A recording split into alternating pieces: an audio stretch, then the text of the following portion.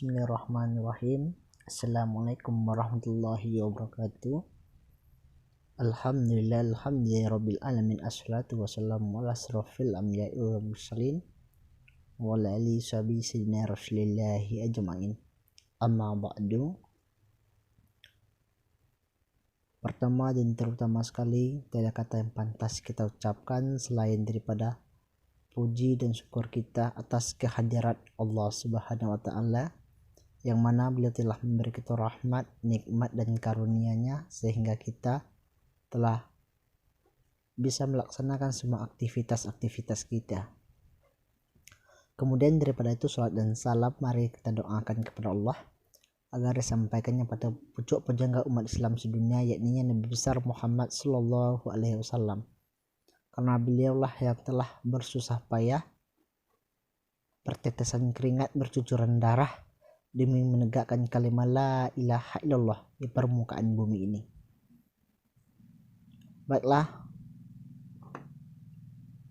yang sama-sama kita hormati Bapak Pembina mata kuliah interaksi manusia dan komputer, dan yang sama-sama kami hormati rekan-rekan semua, khususnya mahasiswa-mahasiswi 19A Informatika STKIP PRGI Sumatera Barat.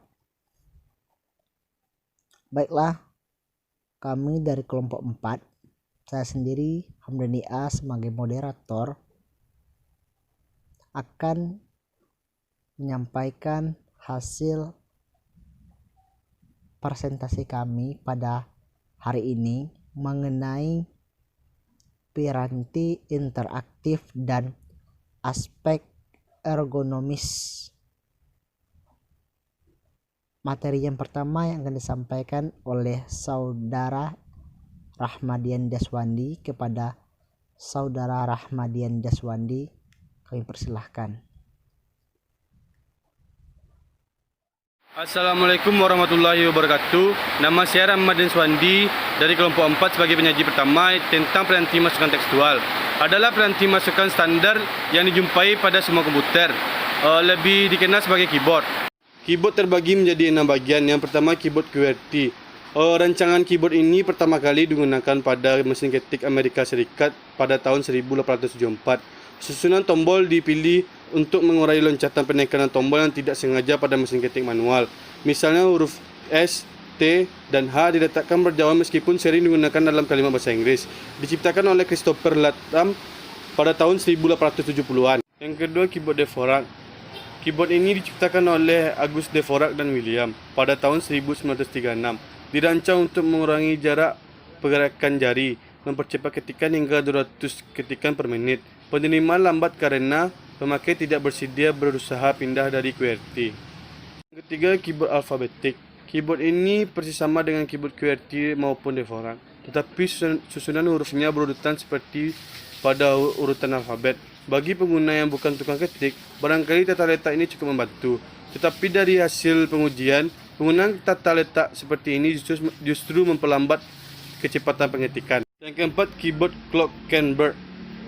Keyboard ini digunakan untuk mengurangi beban jari jemari dan pergelangan tangan, sehingga diperlukan suatu tata letak yang dapat mengurangi beban otot yang berlebihan tersebut, yang salah satunya adalah tata letak Clock-Kenberg. Yang kelima, keyboard tata letak Palantep. Sistem ini dapat merekam suara lebih dari 180 kata per menit, sering digunakan mencatat jalannya persidangan di suatu pengadilan, dan sangat jarang digunakan di dalam lingkungan perkantoran. Kelemahan dari keyboard ini tidak menjamin akan diperolehnya ejaan yang benar. Yang keenam, keyboard Stenotype. Steno adalah jenis tulisan singkat yang sering digunakan untuk mencatat ucapan seseorang. Jenis tulisan ini paling banyak digunakan oleh para wartawan untuk mencatat hasil wawancara dari seseorang. Baiklah, saya akan melanjutkan materi tentang piranti penuding dan pengambilan, yaitu digunakan untuk menunjuk atau menempatkan kursor pada suatu posisi pada layar tampilan atau untuk mengambil suatu item informasi untuk dipindahkan ke tempat lain. Juga untuk memutar objek pada program-program aplikasi grafis dan menggambar garis menentukan nilai atau besaran untuk menunjukkan posisi awal dari pemasukan teks tersebut. Selanjutnya yaitu tentang layar tampilan. Fosfor, maka akan muncul pendaran pada titik kontak antar prinsip kerja, yang aliran elektron dilepaskan oleh penembak elektron gun, kemudian difokuskan dan dibelokkan oleh medan listrik pada layar yang berlapiskan fosfor. Ketika elektron tersebut mengenai layar yang berlapiskan elektron dengan lapisan fosfor. Baiklah, Assalamualaikum warahmatullahi wabarakatuh. Saya Hamdani A akan melanjutkan materi dari rekan saya sebelumnya. Pengaruh buruk peranti interaktif. Pemakaian sebuah komputer biasanya akan berlangsung dalam waktu yang berorder jam, terutama bagi mereka yang menggunakan komputer sebagai alat bantu kerja utama.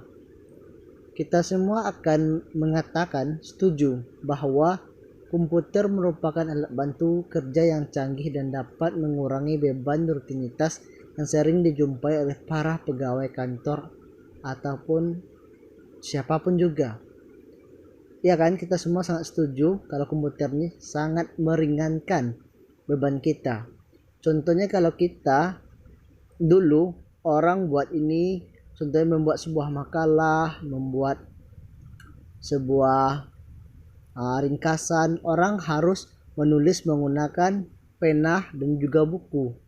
Sekarang dengan adanya komputer, seiring dengan berjalannya kecanggihan teknologi, sekarang kita udah bisa, kita cari aja bahan-bahan yang kita butuhkan, kita ketikkan di laptop kita nggak tanpa buku, tanpa pena, kita bisa juga membuatnya sekarang.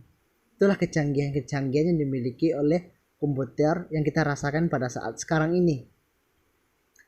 Baiklah rekan semua, di samping keunggulan yang dimiliki oleh berbagai peranti interaktif seperti yang dijelaskan di atas, kita juga harus waspada akan adanya kelemahan, khususnya berkaitan dengan faktor manusia dan lingkungan kerja. Agar peranti-peranti interaktif dapat meningkatkan efisiensi operator, maka ia harus ditempatkan pada posisi yang memperhatikan faktor kenyamanan lingkungan kerja, atau yang lebih dikenal dengan faktor ergonomik.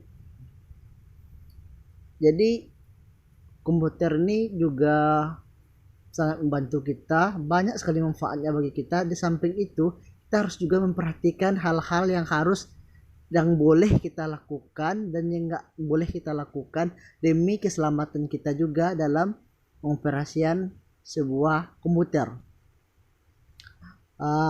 Terus semua pekerjaan pasti dampak positif dan ada dampak negatifnya.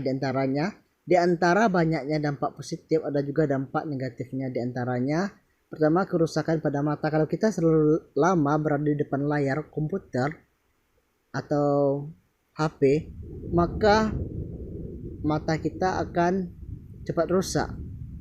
Yang kedua, pembungkukan pada tulang belakang diakibatkan karena posisi duduk yang kurang baik, dan masih banyak dampak-dampak kalau kita menggunakan berlebihan. Jadi kita harus tahu apa yang harus kita lakukan di saat kita berhadapan dengan komputer ini. Itu semua demi keselamatan kerja. Baiklah rekan-rekan semua, itulah materi dari kelompok kami, kelompok 4. Kalau ada teman-teman semua yang ingin memberikan masukan yang membangun untuk kita semua, kami persilahkan. Akhir kalam, wabillahi taufiq wal hidayah. Wassalamualaikum warahmatullahi wabarakatuh.